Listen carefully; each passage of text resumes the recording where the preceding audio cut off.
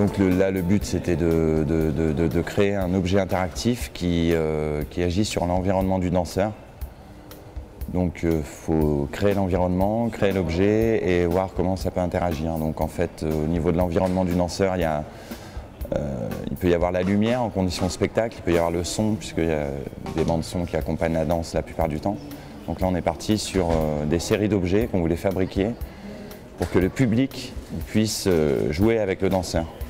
Donc c'est tout un dispositif avec un accéléromètre dans l'objet qui permet de contrôler à distance un point lumineux qui agit autour du danseur et avec lequel le danseur peut interagir.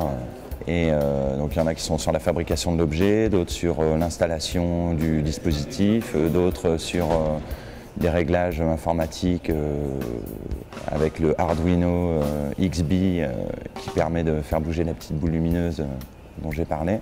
Après, ça reste un dispositif et il y a plein d'applications possibles qui peuvent être autres, quoi. Enfin, là, l'idée, c'est qu'on n'est pas en train de monter un spectacle, mais qu'on pourrait l'appliquer à plein de choses, quoi.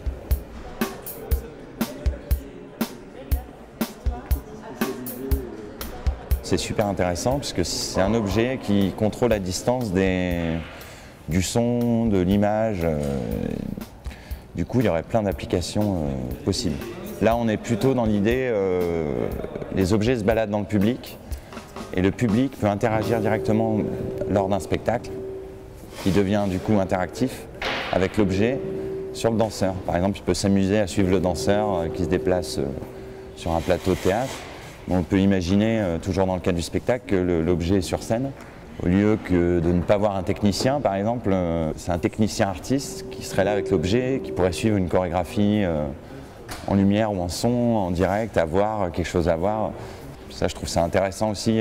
Mais après, il peut y avoir sûrement plein d'autres applications, même avec ce genre d'objet, quoi.